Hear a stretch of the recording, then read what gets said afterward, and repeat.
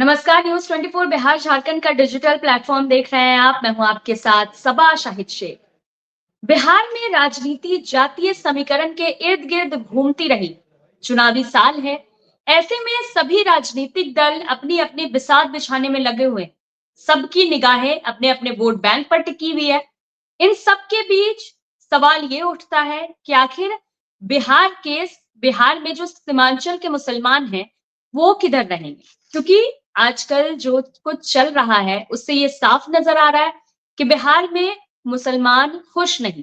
क्योंकि अगर बात की जाए वक्फ संशोधन बिल की, तो इसे लेकर मुसलमानों की नाराजगी सामने आई है, जिससे ये अंदाजा लगाया जा रहा है कि आने वाले चुनाव में इसका इफेक्ट देखने को मिलेगा। लेकिन इन सब के बीच सवाल राजनीतिक दलों पर भी उठता है, क्योंकि जो भी राजनीतिक दल है वो ये चाह रहे हैं अब कि मुसलमानों को कैसे खुश किया जाए। तो 25 में ये देखना बेहद ही दिलचस्प होगा कि आखिर बिहार में सीमांचल के मुसलमानों का रुख किधर। तो चलिए इन्हीं तमाम बातों पर आज विस्तार से चर्चा करेंगे। चर्चा के लिए हमारे साथ एक खास पैनल भी मौजूद है, तो चलिए उनका स्वागत करते हैं। हमारे साथ मौजूद है राजीव रंजन जी, प्रवक्ता बीजेपी, रामपुकार सिन्हा जी, प्रवक्ता आरएलएम, प्रमोद सिन्हा जी, प्रवक्ता आरजेडी, तारिक अनवर चंपारनी जी, प्रवक्ता जनसुराज पार्टी, इसहाक आलम जी, प्रदेश कोषाध्यक्ष एआईएमआईएम। आप सभी का बहुत बहुत स्वागत है। सबसे पहले मैं प्रमोद सिन्हा जी का रुख करना चाहूंगी। प्रमोद सिन्हा जी, क्या लगता है आपको, बिहार के मुसलमान खुश हैं?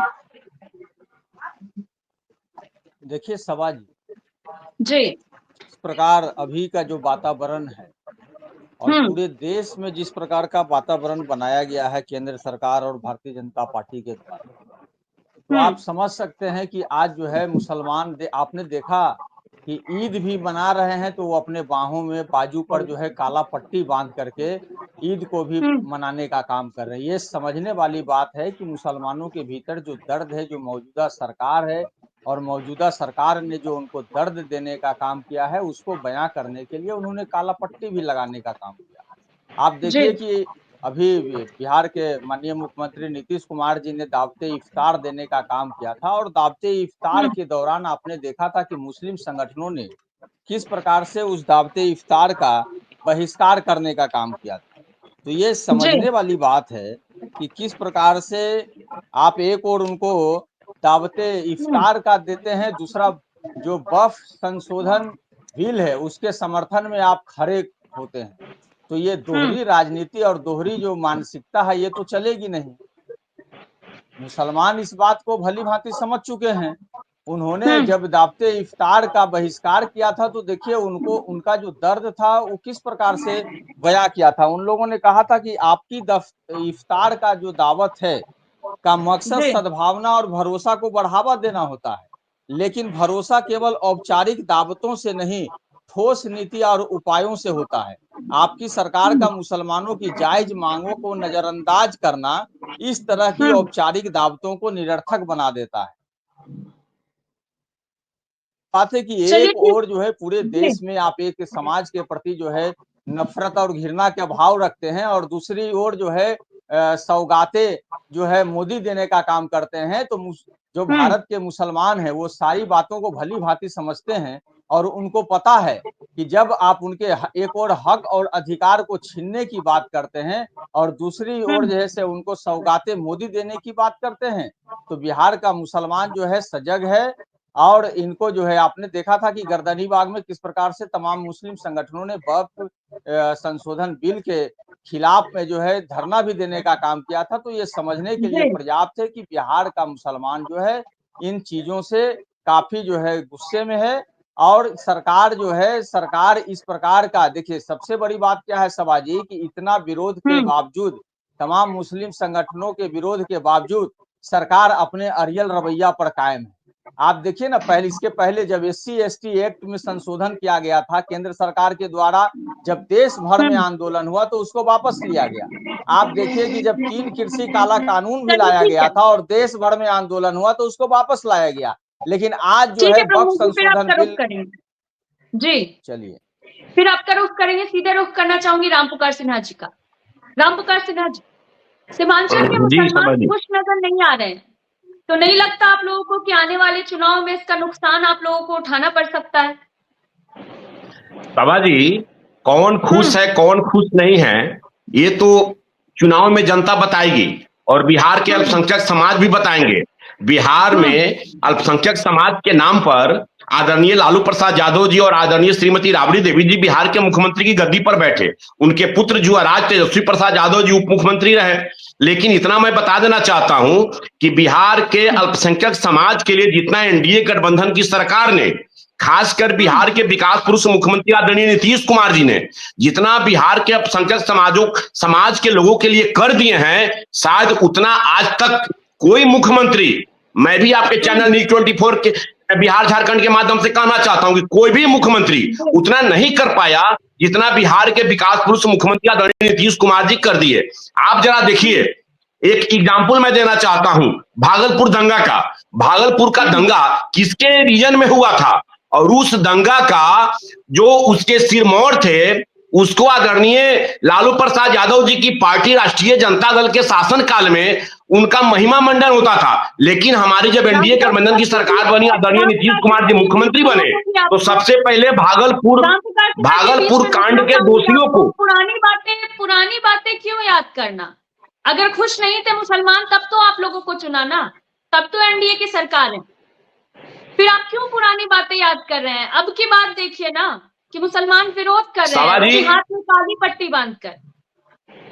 सवाजी मैं आज की बात कह रहा हूं। पहले वक्फ बिल को कल संसद में पेश होने दीजिए, उसमें जेपीसी कमेटी द्वारा क्या क्या उसमें सुधार किया गया है, क्या लागू किया गया है, पहले आने तो दीजिए सदन में। सदन में आने के बाद बिहार के अल्पसंख्यक समाज और तमाम लोगों को यह महसूस हो जाएगा कि एनडीए गठबंधन की सरकार सभी जाति धर्म संप्रदाय के लोगों का कितना मान सम्मान, राजनीति करने के लिए कोई लोग कुछ कहे।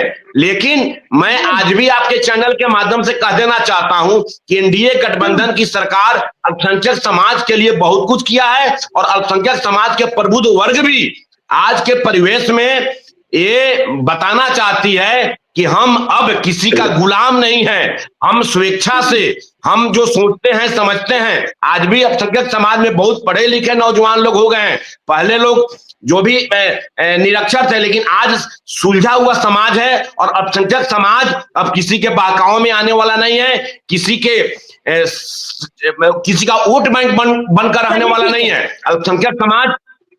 अल्पसंख्यक समाज आज पूरा मुख्यमंत्री नीतीश कुमार जी का जो भी बिहार में दिया हुआ उनका कार्य है उसको बखूबी देख रही है। अब उसका एग्जाम्पल मैं दूंगा, अगले जब बात होगी मैं पुनः दूंगा। लेकिन मैं इतना एनडीए गठबंधन की सरकार में बिहार के मुसलमान समाज, बिहार के अल्पसंख्यक समाज, बिहार का पसमानदा समाज, बिहार का तमाम अल्पसंख्यक समाज के लोग अपने आप को सुरक्षित महसूस कर रहे हैं। सभा जी ठीक है, राम प्रकाश सिन्हा जी, फिर आपका रुख करेंगे, सीधा रुख करना चाहूंगे इसहाक आलम जी का। इसहाक जी, आखिर बिहार में सीमांचल के जो मुसलमान हैं वो वक्फ बिल को लेकर क्यों नाराज हैं? क्या कुछ चल रहा है बिहार में मुसलमानों के मन में? सबसे पहले मैं आप सभी लोगों का अभिनंदन करता हूं, और मैं ये बताना चाह रहा हूं कि वक्फ बिल एक ऐसा बिल है जो कि डायरेक्ट मुसलमानों पे प्रहार है। वक्फ हमारी अपनी प्रॉपर्टी है, वक्फ हमारे अपने बाप दादाओं की जमीन है, वक्फ में जितनी भी जायदाद है वो हमारे वंशजों ने पुराने जमाने में बाप दादा परदादाओं ने उनको डोनेट किया इस्लाम धर्म के फलाह बहबूद के लिए। तो जो प्रॉपर्टी हमारी है, जो प्रॉपर्टी हमारा हिस्सा है, जो प्रॉपर्टी का अभिन्न अंग हम हैं, आखिर मोदी जी को क्यों खुजली हो रही है उसमें? आखिर और भी तो बहुत सारे इस तरह के बोर्ड बने हुए हैं, तो मोदी जी को क्या प्रॉब्लम है कि बार बार वो मुस्लिम को हिट करती है? कभी सीए, कभी एनआरसी, कभी 3 तलाक का मुद्दा, और अभी वो इसहाक जी, मुसलमानों को क्या मसला है फिर? क्या चाहते हैं? देखिए मुसलमानों को ये मसला है कि आप जो वक्फ बोर्ड अमेंडमेंट बिल बना रहे हैं उसमें आप लोगों ने जो बिल में है वो अदर धर्म के लोगों को रख लिया है। ये जब हमारा धार्मिक मामला है, जब ये हमारे धर्म से जुड़ा हुआ है, जब हमारा ये आस्था से जुड़ा हुआ, अब देखिए बाबरी मस्जिद सुप्रीम कोर्ट में आपने ये देखा होगा कि सुप्रीम कोर्ट ने जब बाबरी मस्जिद का फैसला दिया तो उन्होंने एक ही बात स्पष्ट शब्दों में कहा कि जो है धर्म के आधार पे हम जो है इसको बाबरी मस्जिद के बजाय मंदिर को दे रहे हैं। तो कहीं ना कहीं हमारा भी ये धार्मिक आस्था है, और जब धार्मिक आस्था पे आप प्रहार कर रहे हैं बार बार, आप जो है कभी 3 तलाक का मुद्दा, कभी सीए एनआरसी का मुद्दा ला करके मुसलमानों को भयभीत करने का काम कर रहे हैं। आप ये बताइए कि आपको मुसलमानों से क्या तकलीफ है? आखिर मुसलमान, अगर आप मुसलमान का अच्छा काम करें, मुसलमान को सहयोग दें, मुसलमानों के हर कार्यक्रम में आप साथ दें, तो मुसलमान आपके साथ खड़ा होगा, आपको मुसलमान वोट देगा। लेकिन जब आप शुरू से अगर पॉलिसी बना के मुसलमान किसके साथ होंगे फिर? अगर मौजूदा सरकार से मुसलमान नाराज चल रहे हैं तो किसका रुख करेंगे? देखिए, मुसलमान मीन्स माइनॉरिटी, हम माइनॉरिटी हैं और आप मेजोरिटी में हैं, तो माइनॉरिटी वाले को जो भी मेजोरिटी वाले मदद करेंगे, सहारा देंगे, हर तरह से हमको हमारी इज्जत करेंगे और हमें प्रोटेक्शन देंगे, हम उनके साथ होंगे। आप जो देखिए सीमांचल में, आप जो आज मुद्दा है सीमांचल का, सीमांचल किशनगंज, पूर्णिया, कटिहार, अररिया, इसकी स्थिति आज भौगोलिक स्थिति आप देखिए, हर तरह से राजनीतिक से देख लीजिए, सामाजिक देख लीजिए, आप शिक्षा के स्तर से देख लीजिए, आज पूरे हिंदुस्तान में सबसे पिछड़े हुए जिले के तीसरे चौथे नंबर पे किशनगंज और पूर्णिया, अररिया, कटिहार की गिनती होती है। यहाँ पे शिक्षा का माहौल सबसे पीछे है, ना कोई अच्छा स्कूल है, ना कोई अच्छा कॉलेज है, ना कोई अच्छा हॉस्पिटल है, ना कोई अच्छा इंस्टीट्यूट है, और यहाँ तक ना अच्छा कोई इंस्टीट्यूट है। तो आखिर यहाँ के जो बच्चे हैं पढ़ने के बाद काम की तलाश में बाहर जाने को मजबूर है। आज एजुकेशन, हायर एजुकेशन के लिए मैट्रिक करने के बाद, चलिए ठीक है, मैट्रिक करने के बाद ठीक है साहब जी, फिर आप तो नहीं आप जो वक्त नहीं आप एक चीज बताना चाह रहा हूँ मैं आपको, उसमें तो आया ही नहीं, बोलिए।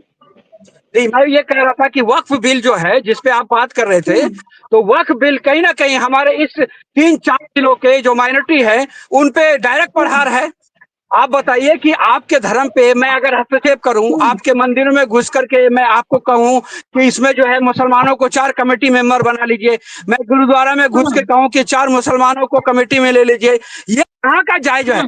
ठीक है, आप हमारे अमेंडमेंट बिल को लाना चाहते हैं वक्त की, तो हमारे लोगों को ही इसमें शामिल कीजिए और उनको कहिए कि आखिर इसमें आपको क्या खामी नजर आई।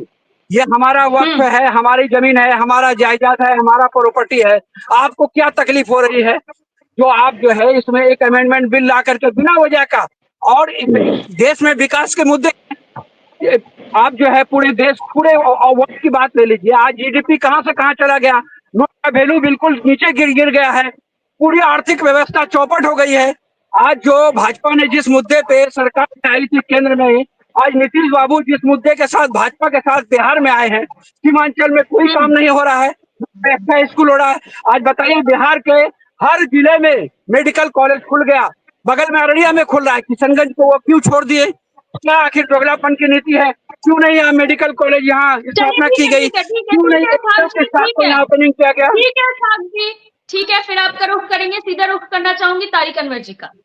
तारिक जी, मुसलमान खुलकर नाराजगी जाहिर कर रहे हैं, दिख रहा है साफ साफ कि मुसलमान खुश नहीं है सीमांचल के, तो क्या लगता है सीमांचल के मुसलमानों का रुख किधर होगा? जेडीयू, आरजेडी या फिर जन स्वराज?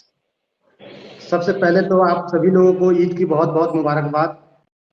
अभी जो मुद्दा है सीमांचल के मुसलमानों को लेकर, जब हम लोग पदयात्रा कर रहे हैं पूरे बिहार में, तो जो आंकड़ों में जो बिहार की जो बदहाली है उससे कहीं ज्यादा बिहार की बदहाली है, और खास तौर से मुसलमानों की बदहाली है। जब सीमांचल के इलाके में जब हम लोग घूमते हैं तो वहां लोग यही सवाल करते हैं कि जो किशनगंज जो पूरा जिला है उसमें 2 ही डिग्री कॉलेज क्यों है, ITI कॉलेज क्यों नहीं है, इंजीनियरिंग कॉलेज क्यों नहीं है, मेडिकल कॉलेज क्यों नहीं है। आज भी जो सीमांचल की आबादी है उसमें 65% लोग लकड़ी पर खाना बनाने के लिए क्यों मजबूर है। आज भी 38% लोग वहां ओपन डिफिकेशन क्यों करते हैं, खुले में शौच क्यों कर रहे हैं। आज भी बहुत सारे ऐसे मसले हैं जिस पर लोग वहां पर खुलकर बात कर रहे हैं। लोगों का यह कहना है कि भाई 1990 से लेकर 2005 तक लालू यादव और राबड़ी देवी की सरकार को उन लोगों ने देख लिया। उसके विरोध में आप देखेंगे कि जनता दल यूनाइटेड जब नीतीश कुमार जब मुख्यमंत्री बने तो नीतीश कुमार को सीमांचल के लोगों ने ठीक ठाक सपोर्ट दिया। लेकिन उसके बावजूद भी लालू यादव ने जहां सीमांचल को छोड़ा था वहीं पर नीतीश कुमार भी छोड़ रखे हैं, क्योंकि बुनियादी जो सवाल है शिक्षा को लेकर हो, रोजगार को लेकर हो, पलायन को लेकर हो, स्वास्थ्य सुविधाओं को लेकर हो, आज भी जहां पर 2005 से पहले सीमांचल के मुसलमान खड़े थे आज भी वहीं पर खड़े हुए हैं। तो वहां के लोगों को जब बुनियादी सुविधाएं मिल ही नहीं रही है तो क्यों लालू यादव की तरफ देखेंगे, राष्ट्रीय जनता दल की तरफ देखेंगे, जनता दल यूनाइटेड की तरफ देखेंगे। अभी पिछले दिनों जब हम लोग जनसुराज की तरफ देखेंगे तो अगर आपकी जनसुराज सरकार की तरफ बनती तो देखें या आप न लोग क्या देखें, ऐसा खास करेंगे मुसलमानों के लिए? जनसुराज की तरफ देखे या न देखे, लेकिन एक विकल्प की तरफ जरूर देख रहे हैं। इसीलिए आप देखेंगे 2020 के विधानसभा चुनाव में जब ऑल इंडिया मजलिस इत्तेहादुल मुस्लिमीन ने जब वहां अपने कैंडिडेट दिए तो 5 सीटों पर सीमांचल के लोगों ने उन्हें जिताया एक विकल्प के तौर पर। भले वो लोग बाद में पार्टी छोड़कर आरजेडी की तरफ चले आए, लेकिन विकल्प के तौर पर लोगों ने उन्हें देखा। वो कितने खड़े उतरे ये 2025 का विधानसभा चुनाव में उन्हें पता चल जाएगा, लेकिन विकल्प की तरफ वहां के सीमांचल के लोग देख रहे हैं। और जनसुराज जिन मुद्दों के साथ, बेरोजगारी, पलायन, शिक्षा और स्वास्थ्य के जिन मुद्दों के साथ आगे बढ़ रही है, हमें उम्मीद है कि सीमांचल के मुसलमानों का झुकाव जनसुराज की तरफ बहुत तेजी के साथ बढ़ रहा है। चलिए ठीक है तारिक अनवर जी, फिर आपका रुख करेंगे, सीधा रुख करना चाहूंगी राजीव रंजन जी का। राजीव जी, सौगाते मोदी किट क्या लगता है सीमांचल के मुसलमानों का मन बदल देगा? सौगाते मोदी किट ये प्यार है और व्यवहार है जो आमतौर पे पर्व के समय किया जाता है। इसका राजनीतिकरण हो रहा है। राजनीतिकरण वो लोग कर रहे हैं जिन्होंने लंबे समय तक मुसलमान भाइयों को विकास की धारा से दूर रखा, न कभी स्कूल जाने को कहा, न कभी कॉलेज जाने को कहा, न कभी उद्योग धंधों की बात की। वैसे लोग विरोध कर रहे हैं। और एक प्यार बांटने का प्रयास अगर किसी व्यक्ति ने किया है या सरकार ने किया है तो इसमें क्यों राजनीति हो रही है भाई? क्यों हो रही है ये सवाल है ना। आखिर राजनीति वहां होनी चाहिए जहां पे बातें विकास की हो, प्रगति की हो, कुछ कमजोर पक्षों। एक बात बताइए, क्या पहले भी सौगाते मोदी किट दिया गया है? देखिए, हर चीज की शुरुआत कभी ना कभी तो होती है ना समझ जी। तो पहली बार हर चीज की नहीं देखिए, ये कहना थोड़ा सा हास्यास्पद हो जाएगा कि पहले नहीं हुआ तो आज भी नहीं हो। आज तक अगर किसी गली में सड़क नहीं बनी है तो आगे भी ना बने। तो शुरुआत तो कभी और कोई तो करेगा ना। तो एक शुरुआत हुई है तो इसका एप्रिसिएशन हो। शुरुआत तो बनता नहीं देखिए, साल चुनावी हो अथवा नहीं हो, एक प्रयास तो किया गया है ना। एक प्रयास है हम आपको जोड़ने का, आप हमसे जुड़ने के अगर कोई प्रयास करते हैं तो उसकी सराहना होनी चाहिए, उस पर राजनीति नहीं होनी चाहिए। काम क्या है इन लोगों के पास? इन लोगों के पास काम क्या है समझ लीजिए जी। 15 साल सत्ता में रहे, एक मुसलमान का नाम बता दें, एक परिवार का नाम बता दें जिसको इन्होंने लाभ दिया हो। कब्रिस्तान तक की घेराबंदी तो नीतीश कुमार जब आए तब हुई। समझिए क्या इन लोगों ने किया था। एक लड़ाई का घर बना के रखा था इन लोगों ने। कब्रिस्तान जो था वो मैं बीच में रोकूंगी आपको, मैं वो उनसे पूछ लूंगी कि उन्होंने क्या कुछ किया मुसलमानों के लिए और क्या नहीं किया। आप अपनी बात करिए, क्योंकि नहीं बताना तो होगा ना। हमने तो वही तो मैं बता रहा हूँ एनडीए की सरकार ने ये जो एक लड़ाई थी, कब्रिस्तान की लड़ाई होती थी, आपको याद होगा 2015 के पहले 17-18 के बाद जो निर्माण का कार्य शुरू हुआ, एक लड़ाई का, हिंदू मुस्लिम के लड़ाई का मूल कारण एक ये था जिसको एनडीए की सरकार ने घेरने का काम किया। वो तो इन लोगों ने किया नहीं था। अब आप उद्योग धंधों से जोड़ने का काम किया नीतीश कुमार जी की सरकार ने, एनडीए की सरकार ने। पढ़ाई लिखाई पे जोर दिया हम लोगों ने ताकि बच्चे सिर्फ पंचर नहीं बनाए, बच्चे सिर्फ लेबर मजदूर का काम ना करें, बच्चे सिर्फ गरीबी में जीवन यापन ना करें। हमने उनको मुख्य धारा में लाने के प्रयास किए। एनडीए की सरकार में ये चीजें हुई। और ये कह रहे हैं, ये घिसा पिटा लेके बैठ जाते हैं, हम तो मुस्लिमों के रहनुमा हैं, हम तो मुस्लिमों के अनुयायी हैं। तो क्यों नहीं अब्दुल बारी सिद्दीकी को नेता बनाया था इन्होंने जब ये जेल जा रहे थे? तो क्यों राबड़ी देवी बनी थी? क्यों नहीं आज नेता सदन के बन रहे हैं अब्दुल बारी सिद्दीकी? क्या इनके पास मुस्लिम नेता नहीं? समझना पड़ेगा सभाजी बातों को समझना पड़ेगा। लेकिन आपने बोला ना कि मुसलमानों के रहनुमा बनना चाह रहे, तो मैंने बस इसी में आपसे सवाल कर लिया कि क्या लगता है मुसलमानों के रहनुमा कौन है? फिर मुसलमानों के रहनुमा तो सबका ईश्वर है। हम तो सिर्फ उनको मदद करने वाले हैं, हम सिर्फ अच्छा। उनको मुख्य धारा से उनको अच्छा। मुख्य धारा से जोड़ते हैं। और हमेशा हमेशा आप इतिहास पलट के देख जाइए, कोई ऐसी बात इनके शासन काल में आपको नहीं दिखेगी जिससे मुसलमानों को आर्थिक और सामाजिक तौर पे मजबूत करने के प्रयास किए गए होंगे। आज ये लोग बात करते हैं विकास की, आज ये लोग कहते हैं कि मुसलमानों का विकास नहीं हुआ। अरे भाई क्यों नहीं हुआ विकास, इस पर तो चर्चा कीजिए ना। कितने मुसलमानों को आपने मुख्य धारा में लाने का काम किया? आप हमको 10 परिवार का नाम बता दीजिए। अभी वक्त पर आ रही है बात। वक्त में क्या है, परेशानी उसको हो रही है जो लोग एक्चुअली माफिया जो लोग हैं उनको इस वक्त के बिल से परेशानी हो रही है। अभी क्या है, अभी हमारे साथी कह रहे थे कि हमारे बाप दादाओं की प्रॉपर्टी है, उस पे हम किसी को कटने नहीं देंगे। अरे भाई उनको बोलने दीजिए, आपकी प्रॉपर्टी है, पूछिए कि पहले जदयू ये स्टैंड क्लियर, जब आपकी प्रॉपर्टी है, आपकी प्रॉपर्टी कोई क्यों हड़प लेगा भाई? क्यों हड़पेगा आपकी प्रॉपर्टी? अगर आपकी है तो आपको डर क्यों है? और हम कहते हैं कि अगर जिले का डीएम उसका सदस्य होता है तो आपको तकलीफ क्या है? अगर राज्य और केंद्र सरकार की का नुमाइंदा उसका सदस्य होता है तो आपको तकलीफ क्या है? कहीं ना कहीं कुछ ना कुछ झोल और खेल किया गया है। ये डर इसीलिए इन लोगों के आगे आ रहा है। और इस डर का जवाब ले लेते राजीव जी कि ऐसा क्या खेल किया गया है इस डर का मूल कारण यही है कि ये लोग क्यों नहीं क्यों, आखिर जब मेरी संपत्ति है, हम उसके वाजिब हकदार हैं, तो कैसे कोई ले लेगा? क्या इनका कानून पर विश्वास नहीं है? कानून का राज नहीं है? इनका कहना यही है ना कि जुडिशियरी पे हमारा यकीन नहीं है। अगर इनकी जमीन है, इनकी प्रॉपर्टी है, तो कोई कैसे ले लेगा? मेरी प्रॉपर्टी है तो आप मेरी प्रॉपर्टी में अगर आपकी है, आप वक्त को दान देना चाहते हैं, तो अगर आपकी प्रॉपर्टी है तो दिखाने में मसला क्या है कि प्रॉपर्टी आपकी है? दिखाने में कुछ मसला नहीं है। मसला ये है कि आप जो है अपना धार्मिक न्याय, जो आपका बोर्ड होता है, जो आपका मंदिर बोर्ड होता है, क्या आप उसमें 2 मुसलमानों को रखना चाहेंगे? अगर आप पहले 2 मुसलमानों को रख लीजिए, फिर मैं आपको भी यहाँ आमंत्रित करता हूँ। ये मेरा निजी मामला है ना, हम क्या खाते हैं, क्या पीते हैं, क्या पहनते हैं, क्या रहते हैं, क्या पढ़ते हैं, ये तो हमारा निजी मामला है। हमारा जो वक्फ बोर्ड है उससे हमारे, अरे तो वक्त आपका निजी मामला कैसे हो जाएगा भाई? अरे उसको आप बिल्कुल मैं कह रहा हूँ, जदयू और बीजेपी का प्रॉपर्टी नहीं है ना, ये हमारी प्रॉपर्टी है। कैसे हो जाएगा आपका? देखिए क्या है ये परेशानी यही है चूंकि कहीं ना कहीं कोई बड़ा खेला है और उस पर सरकार अंकुश लगाना चाहती है। आप देख लीजिए, आप भारत ही नहीं, आप विदेशों में भी देखिए, जहां मुस्लिमों की संख्या अच्छी है, वहां भी इतने अधिकार इनको नहीं दिए गए हैं, वहां भी लिमिटेशंस है। तो जब लिमिटेशंस है और उसको आपको उस लिमिट में, दायरे में डालने के प्रयास किए जा रहे हैं, उससे आपको क्यों ऐसा लग रहा है कि हमारे साथ अन्याय होगा?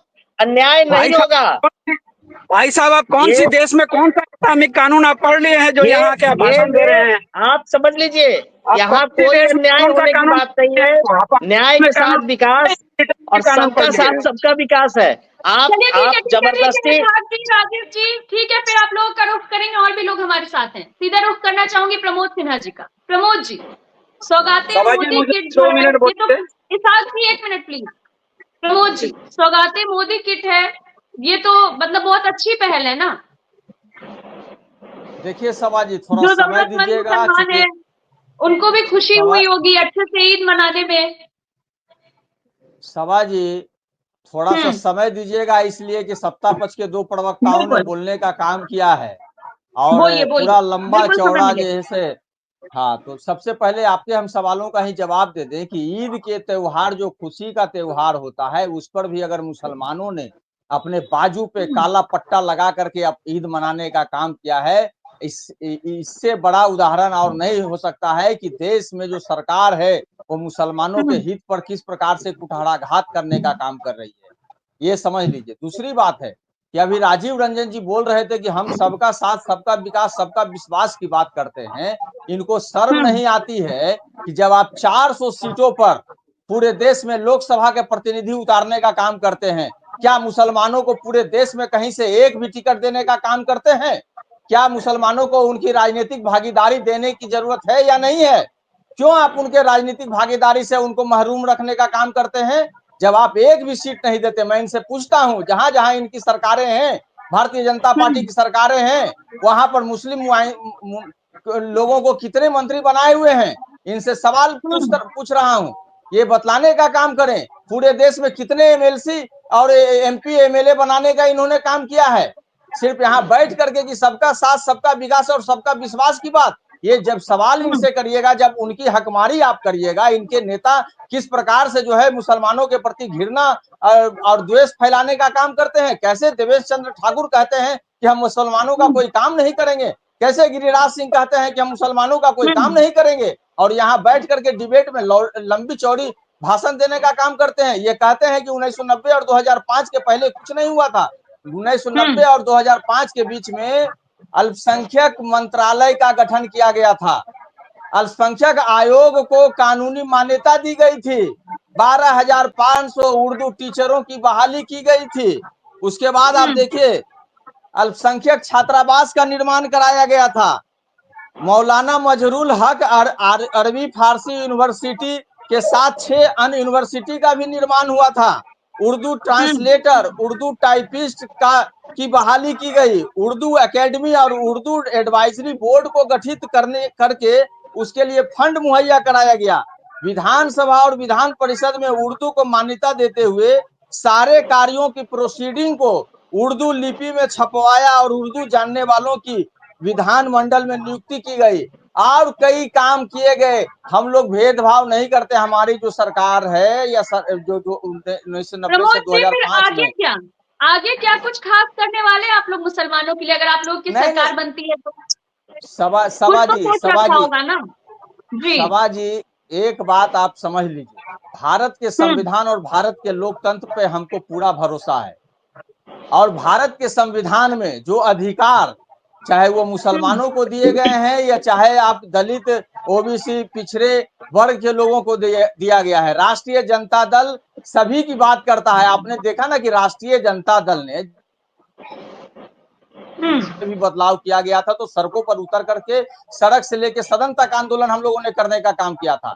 जब ये 3 कृषि काला कानून लाने का काम किया था तो भी हम लोग किसानों के सम्मान में राष्ट्रीय जनता दल मैदान में खड़ी थी और पूरे देश स्तर पर उसका विरोध करने का हम लोग काम किए थे। आज जब वक्फ संशोधन बिल ये लोग ला रहे हैं, ठीक कहा हमारे साथी ने कि जब आप दूसरे धर्म के लोगों को हमारे कमेटी में आप जगह देना चाह रहे हैं तो क्या जो अन्य धर्मों के जो कमेटियां हैं उसमें आप हमको शामिल करिएगा क्या? और ये कहते हैं पारदर्शिता की बात करते हैं। ये बताइए, जो ट्रिब्यूनल है, ट्रिब्यूनल में कौन लोग होते हैं? उनको जो सरकारें हैं वही मनोनीत करती है। क्या जो सरकारें, जहां इस समय भारतीय जनता पार्टी की सरकारें हैं, तो भारतीय जनता पार्टी ही ना ट्रिब्यूनल में लोगों को मनोनीत करेगी? अगर किसी को अगर दिक्कत है, परेशानी है और जब जाना है, मान लीजिए कोई मसला है, तो हाई कोर्ट और सुप्रीम कोर्ट में जाया जा सकता है। ये लोग इस प्रकार का भ्रम फैला दिए हैं कि जिसको वक्फ बोर्ड कह दे कि यह मेरा है वो मेरा है, ऐसा कुछ नहीं है। देखिए, ये सबसे बड़ा सवाल क्या है ना कि ये मुसलमानों के हित पर सबसे बड़ा कुठाराघात करने का काम किया। और ये कहते हैं जेपीसी, जब विपक्ष ने आवाज उठाया तो जेपीसी का गठन हुआ और जेपीसी में जब विपक्ष के सदस्यों ने 44 संशोधनों को आपत्तियां वहां देने का काम किया, उनकी आपत्तियों को ये लोग दरकिनार करने का काम किए और जो मूल स्वरूप है उसी को ये लाना चाहते हैं। उसका विरोध देखिए सबसे तब तो सीमांचल के मुसलमान आप लोगों का ही रुख करेंगे, क्योंकि आप लोग मुसलमानों का साथ दे रहे हैं। जिस चीज को लेकर वो लोग विरोध कर रहे हैं, उस चीज को लेकर आप लोग भी विरोध कर रहे हैं। हम बार बार कहते हैं कि हमने भारत के संविधान में जो अधिकार भारत के नागरिकों को दिया गया है, वो चाहे मुसलमान हो, हिंदू हो या जो भी धर्मावलंबी हो, भारत विविधताओं में एकता का देश है ना, सभी लोगों का है, हिंदुओं का है तो मुसलमानों का भी है। आप एक और उनसे आप नफरती भाषा में आप बात करेंगे क्या? आपने जवाब नहीं दिया, क्या कुछ नहीं, हम तो सीधा और साफ और स्पष्ट कह रहे हैं कि उनके अधिकारों के लिए हम पहले भी लड़ते रहे हैं और लड़ते रहेंगे। उनके विकास के लिए, उनको मुख्य धारा में लाने के लिए जो भी काम किया जा सकता है वो हम करने का काम करेंगे। ये आप समझ लीजिए। ये बात करते हैं भारतीय जनता पार्टी, 20 वर्षों से सरकार है, यहाँ मुख्यमंत्री नीतीश कुमार जी हैं। पलायन, बेरोजगारी, महंगाई, गरीबी, भूखमरी सब जो है ऊंचे स्तर पर है। और सबसे बड़ी बात है जो जातीय गणना हुआ, जातीय गणना में जो रिपोर्ट आया 94 लाख परिवार जो है वो गरीबी रेखा से नीचे है, 6,000 रुपया से कम पर मासिक जब गुजर बसर करने का काम कर रहा है, तो उसमें सभी धर्म के लोग हैं, उसमें मुसलमान भी हैं। हम सामाजिक न्याय और धर्मनिरपेक्षता को आगे बढ़ाते हुए उनके साथ आर्थिक न्याय करना चाहते हैं। हमारे नेता आदरणीय तेजस्वी प्रसाद यादव जी आर्थिक न्याय करने की बात करते हैं। ठीक है, तारिक अनवर जी कुछ कहना चाह रहे थे आप? प्रमोद जी बहुत बहुत मैं ये कह रहा था कि ये जो 1 मिनट रुक जाइए, तारिक अनवर जी को भी मौका मिलना चाहिए जी। ये मोदी जी का जो सौगात दे रहे हैं 200 रुपए की किट, उससे बढ़िया ये था कि सीमांचल के लोगों को ये शिक्षा की बात करते, क्योंकि जो लिटरेसी रेट है पूरे बिहार का 64%, उसकी तुलना में सिर्फ 47% सीमांचल के मुसलमानों की लिटरेसी रेट है। पूरे बिहार के लोगों का 14,000 के आसपास पर कैपिटा इनकम है, लेकिन सीमांचल के लोगों का पर कैपिटा इनकम 10,000 से भी नीचे है। तो मुसलमानों को वहां ये सब चीजें चाहिए, शिक्षा चाहिए, रोजगार चाहिए, स्वास्थ्य की सुविधाएं चाहिए। हॉस्पिटल के नाम पर वहां पर कुछ भी नहीं है। ये 250 रुपए में आप जो है ना किट देकर आप मुसलमानों को खरीद नहीं सकते हैं। दूसरी बात कि हमारे भाई साहब आरजेडी के जो प्रवक्ता है उनको भी ये समझना होगा कि सीमांचल के इलाके में एक अलीगढ़ मुस्लिम यूनिवर्सिटी का सेंटर दिया गया था। 2 बार आप बीच में सत्ता में आए हैं, जनता दल यूनाइटेड के साथ आप सत्ता में आए हैं, लेकिन आज तक आप उन्हें जमीन भी प्रोवाइड नहीं करा सके। तो सीमांचल के लोग आप लोगों की भी बेईमानी को समझते हैं, और जनता दल यूनाइटेड और एनडीए की जो सरकार 15 सालों से यहाँ बिहार में 15 साल से ज्यादा से, उनके भी बेईमानी को सीमांचल के लोग समझते हैं। इसलिए सीमांचल के लोग पूरी तरीके से तैयार है आपको भी जवाब देने के लिए और एनडीए की गवर्नमेंट को भी जवाब देने के लिए। जन स्वराज पूरी मजबूती के साथ सीमांचल में आ रही है, आप लोग ये तय करके चलिए। चलिए ठीक है तारिक अनवर जी। इसहाक जी अब आप अपनी बात पूरी कर लीजिए। देखिए, सबसे पहले तो मैं ये जानना चाहता हूँ कि संविधान बड़ा है या मोदी जी बड़े हैं? संविधान में जो आर्टिकल 14, जो आर्टिकल 25, 26 जो है, इसमें स्पष्ट लिखा हुआ है कि आप किसी भी धर्म के किसी भी उल्लेख को आप जो है किसी भी तरह से टच नहीं कर सकते हैं। आप ये बताइए, वक्फ अमेंडमेंट बिल ला करके आप जो है पूरे देश को, आज मोदी जी सौगाते मोदी दे रहे हैं, 250 रुपया का किट दे रहे हैं, तो इससे क्या लगता है कि हमारे जो गरीब मुसलमान हैं, हमारे जो पिछड़े मुसलमान हैं, हमारे जो दलित मुसलमान हैं, इस पे आप एहसान करने का काम कर रहे हैं? तब सबसे पहली बात बताइए कि आज जो पूरे देश में स्ट्रक्चर कमेटी की जो रिपोर्ट आई, उसमें पूरे देश में मुसलमानों की आर्थिक स्थिति का क्या स्थिति है, ये सब स्ट्रक्चर कमेटी जाहिर कर चुकी है। तो आप ये बताइए कि भारतीय जनता पार्टी के लोग, जनता दल यू के लोग, स्ट्रक्चर कमेटी के जो अनुशंसा है उस पे आप लोग कहाँ तक, आप लोग उन पे कोई कार्रवाई नहीं करना चाहे? आज तक तो आपने उस पे किया, लेकिन आप बीच बीच में जो है तो मुसलमानों को हिट करने का काम करते हैं। वक्फ संशोधन एक्ट किसी भी कीमत पे ये किसी भी तरह से लागू करने का कोई मुद्दा नहीं है। ये बिना वजह का मुद्दा है और बिना बात की एक ये बिल ला करके एक मुसलमानों को ही नहीं बल्कि जो भी माइनॉरिटी के समाज के लोग हैं उनको डराने का और भयभीत करने का काम कर रहे हैं ये लोग। देखिए, भारतीय जनता और खास करके मैं जनता दल यू से पहले पूछना, सभा जी, जनता दल यू से मैं आप पूछिए, स्टैंड क्लियर कीजिए कि आप जो है वक्फ बिल के संशोधन एक्ट के विरोध में है या पक्ष में है, ये आप स्टैंड क्लियर कर दीजिए, मैं आगे की बात करूंगा। जनता दल यू वाले से जरूर पूछिए सभा जी। ठीक है साहब जी, जेडीयू वाले अभी है नहीं, जब आएंगे तब देखा जाएगा। सीधा रुख करती हूँ रामपुकार सिन्हा जी का। रामपुकार सिन्हा जी, अगर मुसलमान जी सीमांचल को वो एनडीए का रुख करेंगे तो क्यों एनडीए का रुख करेंगे? क्या देखिए सभा जी, एनडीए के शासन काल में खासकर बिहार में कहीं भी सांप्रदायिक तनाव नहीं हुए, कहीं भी आपसी वैमनस्यता नहीं हुआ। आदरणीय नीतीश कुमार जी के शासनकाल में जितने भी हिंदू मुस्लिम की विवाद हुए थे वो तमाम विवादों का निपटारा किया गया। यहाँ तक कि जितने भी 1990 से 2005 के बीच में किसके दौर में जलाया गया? इसहाक आलम जी जरा सुनिए, आपकी भी बात को मैं सुन रहा था। आपसे ज्यादा मुझे आवाज है ना बोलने का। इसहाक आलम जी, आपसे ज्यादा जोरों की आवाज है मुझे बोलने का। आपसे ज्यादा बोलने की अभिरुचि रखते हैं टीवी चैनल पर। आप जरा सुनिए, आपकी बात को मैं सुना हूं बहुत करीब से। आप जरा सुनिए, एनडीए गठबंधन में हमारी बिहार में 5 पार्टियां हैं और 5 पार्टी में भारतीय जनता पार्टी, जनता दल, हमारी पार्टी राष्ट्रीय लोक मोर्चा, जिसके नेता आदरणीय उपेंद्र कुशवाहा जी हैं, और उपेंद्र कुशवाहा जी पर मुसलमान बिहार का और पूरे देश का मुसलमान भरोसा करता है कि उपेंद्र कुशवाहा जी सेकुलर नेता है। मैं दावे के साथ कहता हूं, आपका ओवैसी साहब पर जितना भरोसा नहीं है मुसलमानों को, उतना भरोसा आदरणीय उपेंद्र कुशवाहा जी पर और नीतीश कुमार जी पर है। ओवैसी साहब पर भरोसा नहीं है बिहार के मुसलमानों को, क्योंकि हमने देख लिया है। इसलिए अफाक आलम खान साहब, आप जरा सुनिए, सुनने का हिम्मत रखिए। उपेंद्र कुशवाहा बिहार के अल्पसंख्यक समाज का एक चेहरा है, बिहार के अल्पसंख्यक समाज का एक रहनुमा है, और आदरणीय उपेंद्र कुशवाहा जो नीतीश कुमार जी पर बिहार के मुसलमानों का भरोसा है, और हम लोग एनडीए गठबंधन में है। तमाम सुनाइएगा, आप जरा सुनिए तो। अफाक आलम साहब, आप ओवैसी साहब के पार्टी के कोषाध्यक्ष हैं, आप जरा सुनिए बिहार में आपकी पार्टी का क्या मुसलमानों ने हस्त्र बनाया है। हम लोग देखें 2020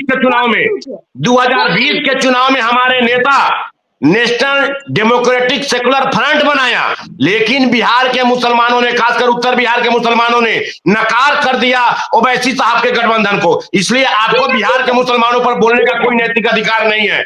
बिहार के मुसलमानों का असली रहनुमा कहें तो नीतीश कुमार जी है, उपेंद्र कुशवाहा जी है, जीतन राम मांझी जी है, चिराग पासवान जी है, और हम लोग जिस गठबंधन में है, एनडीए गठबंधन में भारतीय जनता पार्टी है। भारतीय जनता पार्टी भी अभी माननीय देश के यशस्वी प्रधानमंत्री आदरणीय नरेंद्र भाई मोदी जी ने पूरे बिहार और देश के मुसलमानों को जो सुरक्षा प्रदान किया है वह काबिल तारीफ है। इसलिए जरा सुनिए, और बिहार में एनडीए गठबंधन के लोगों ने, मैं आपकी बात समझ गई, मेरे सवाल का जवाब दे दीजिए आप जी कह रहे हैं कि मुसलमान एनडीए से कितने खुश हैं वो दिख गया। अब रामप्रकाश सिन्हा जी, शायद कुछ टेक्निकल इशू हो गया, तो राजीव रंजन जी से ये सवाल ले लेती हूँ। राजीव रंजन जी, जिस तरह से अभी रामप्रकाश सिन्हा जी बता रहे थे कि मुसलमान काफी खुश हैं, लेकिन अभी तो नाराजगी दिख रही है ना, इसकी भरपाई कैसे करेंगे आप लोग? देखिए, ये जो नाराजगी सभा जी दिख रही है ना, ये नाराजगी प्रायोजित है। ये कुछ कथित तौर पे जो माफिया हैं उनके द्वारा प्रायोजित की गई ये विरोध है। आप समझिए कि भागलपुर दंगे को बिहार के लोग भुला पाए हैं क्या? कि राष्ट्रीय जनता दल वाले बात करते हैं रहनुमा होने के, अभी लंबी लंबी बातें कर रहे थे प्रमोद जी, लंबा गिनवा रहे थे। हमको बताइए ना कितना परसेंट साक्षरता था आपके समय में? आपने सुन तो लीजिए। अरे प्रमोद जी, सुनने की क्षमता रखिए। यही तो स्थिति है, खुद बोल लेना है, दूसरे को बोलने नहीं देना है, और उसके बाद बताना है कि हमको नहीं, खुद बोलना है, दूसरे को बोलने नहीं देना है। हम कह रहे हैं आपने ज्ञान के चलाए थे, नहीं, आपने जो ज्ञान का अलग चलाया था, आपने लंबी चौड़ी लिस्ट अभी पढ़ के सुनाई, आपने जो ज्ञान का अलग चलाया था। सवाल पूछना चाह रहे हैं आपसे ही पूछना चाह रहे हैं, तो एक बार उनका सवाल सुन ही लेते हैं। नहीं, मैं बता, इनका सवाल मैंने सुना था, बहुत लंबे समय तक इन्होंने कहा था। तो उस पर जवाब दीजिए ना, एक जवाब दीजिए ना कि लोकसभा चुनाव में 400 सीटों पर भारतीय जनता पार्टी चुनाव लड़ती है, मुसलमानों को एक भी सीट क्यों नहीं देती है? क्या मुसलमान इस देश के नागरिक नहीं है क्या वजह है? बिहार में भी तो शहनवाज हुसैन, भारतीय जनता पार्टी क्या करती है? भारतीय जनता पार्टी क्या करती है इसके लिए आप भारतीय जनता पार्टी मुसलमानों के लिए क्या कर रही है ये आपको बताने की जरूरत है। भारतीय जनता पार्टी जब एम्स लाती है बिहार में तो हिंदुओं के लिए नहीं लाती है, सभी धर्म के लोग जाते हैं। जो टैक्स जो देती है ना, नहीं, जब एम्स आता है, जब एयरपोर्ट आता है, जब कॉलेज खुलते हैं, जब यूनिवर्सिटी बनती है, तो वो सिर्फ हिंदुओं के लिए नहीं बनती है। आप लोग भ्रम फैलाना बंद करिए, आप लोग ये भ्रम फैलाना। हम लोगों के बीच में जो आप भ्रम फैला रहे हैं कि मुसलमान विरोधी है भाजपा, ऐसा बिल्कुल नहीं है। आप जो ज्ञान बांट रहे हैं, जो आपने ज्ञान के अलग चलाए थे, उसका दरअसल बीते कुछ दिनों से सीमांचल के मुसलमानों की जो नाराजगी सामने आ रही है, वक्फ संशोधन बिल को लेकर जो मुसलमान नाराज चल रहे हैं, इसका विरोध कर रहे हैं, पट्टी बांधकर उन्होंने नमाज पढ़ी, ईद में भी पट्टी बांधकर दिखे, और इन सब के बाद अब सवाल उठता है कि ये जो नाराजगी है, कहीं इसका नुकसान आने वाले चुनाव में ना देखने को मिले। इन सब के बीच सवाल ये उठ रहा है कि अब सीमांचल के मुसलमान रुख किधर करेंगे। हालांकि ये तो आने वाला वक्त बताएगा। फिलहाल के लिए इतना ही। देखते रहिए न्यूज़ 24 बिहार झारखंड। अगर आपको ये डिबेट अच्छी लगी तो इसे लाइक और शेयर जरूर करें। आप अपनी राय हमें कमेंट करके भी जरूर बताएं और हमारे चैनल को सब्सक्राइब करना ना भूलें। नमस्कार।